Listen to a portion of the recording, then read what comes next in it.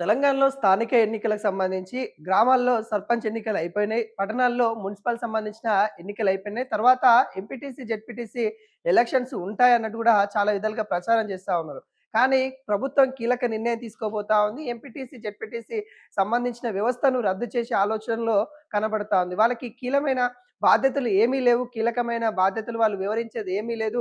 దానివల్ల ఉపయోగం లేదు. ఎంపీటీసీ, జెడ్పీటీసీ వల్ల అన్నట్టుగా చూస్తా ఉన్న పరిస్థితి కనబడతా ఉంది. ఏదైతే ఎన్నికలు ఏవైతే ఉంటాయో వాటిని రద్దు చేసేస్తా అంటే మొత్తానికి ఎంపీటీసీ, జెడ్పీటీసీ పదవులే ఉండని అవకాశం అయితే కనబడతా ఉంది. ఎంపీపీలను ద్వారా మరియు ఇటు జెడ్పీ చైర్మన్‌లు ఎన్నుకునే అవకాశాలు కనబడతా ఉన్నాయి. ఎంపీపీలను కూడా సర్పంచులకు సంబంధించిన వాళ్ళు ఎన్నుకుంటారు అనే విధంగా ఒక కొత్త ఆలోచనలకైతే కాంగ్రెస్ ప్రభుత్వం అయితే దారులేస్తున్నట్టు కూడా కనబడతా ఉంది. కానీ ఇది సాధ్యం అవుతుందా లేదా అనేది కూడా ఒక ప్రశ్నగా నిలబడతా ఉన్న నేపథ్యం కనబడతా ఉంది. ఎందుకంటే అనేక విధాలుగా కూడా గత ప్రభుత్వాలు చంద్రబాబు నాయుడు గావచ్చు, గతంలో ఉన్న కాంగ్రెస్ పార్టీ గావచ్చు, ప్రయత్నాలు చేసి విఫలమైన పరిస్థితి కనబడతా ఉంది. మరోసారి ఎంపీటీసీ, జెడ్పీటీసీ వ్యవస్థను రద్దు అనే ఆలోచనలో మళ్ళీ కాంగ్రెస్ ప్రభుత్వం రేవంత్ రెడ్డి సర్కార్‌కి రావడం మరి ఎంతవరకు సక్సెస్ అయితుందని గూడా మనం చూడాల్సిన నేపథ్యం కనబడుతుంది. ఎందుకంటే గతంలోనే మరి వాటిని సక్సెస్ చేయలేక ఉన్న నేపథ్యం కనబడతా ఉంది. ఎందుకంటే రాజ్యానికి లోబడి ఎంపీటీసీ, జెడ్పీటీసీ పదవులుంటాయి. అలాంటి నేపథ్యంలో అక్కడ ఎంపీటీసీ, జెడ్పీటీసీ వ్యవస్థను రద్దు చేయాలంటే, రాజ్యాంగంలో మార్పు తీసుకురావాలంటే కేంద్రం సంబంధించిన గవర్నమెంట్ గూడా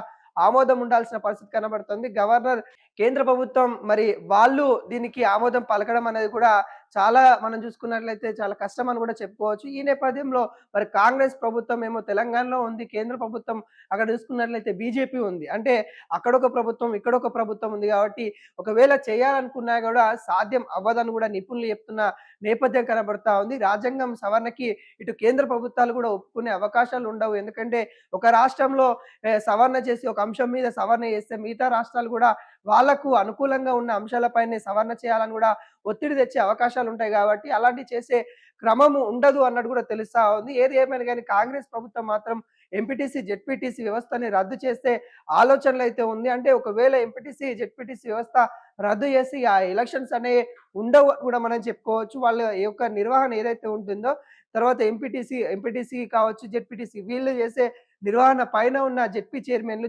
జెడ్పీటీసీ సంబంధించిన వాళ్ళు కొంత భారం ఎక్కువగా ఉండాల్సిన నేపథ్యం కనబడుతుంది. అంటే ఎంపీటీసీ ప్రధానంగా 3, 4 గ్రామ పంచాయతీల పరిధిలో తను పనిచేస్తారు. సర్పంచ్‌లకు కావాల్సిన ఏవైతే ఇబ్బందులున్నాయో, నిధులున్నాయో వాటిని మండల్లో వినిపించే గలం మండల సభకు సంబంధించిన ఆ కార్యక్రమంలో తన యొక్క ఏవైతే ప్రాతినిధ్యం వహిస్తా ఉన్న సర్పంచ్ స్థానాల గురించి మాట్లాడే అవకాశం కనబడుతుంది. వీళ్ళన్నీ గూడా జెడ్పీటీసీ గూడా జిల్లా లెవెల్‌లో మాట్లాడే అవకాశాలు కనబడుతుంది. కానీ ఎక్కడ గూడా వాళ్ళకి సిగ్నేచర్ పవర్ అనేది గూడా చాలా తక్కువ ఉండడం వల్ల వాళ్ళని రద్దు చేయాలనే ఆలోచనలో కాంగ్రెస్ పార్టీ అయితే వెళ్తున్న పరిస్థితి కనబడతా ఉంది. మరి ఎంతవరకు మరి సక్సెస్ అవుతుందో కూడా చూడాల్సిన నేపథ్యం కనబడుతుంది. కానీ ఇది నిపుణులు మాత్రము సక్సెస్ అవ్వదు. ఎందుకంటే గతంలో గూడా మహామహంలో అయితే ప్రయత్నం చేసి విఫలమయ్యారు అన్నట్టు గూడా తెలుస్తా ఉంది.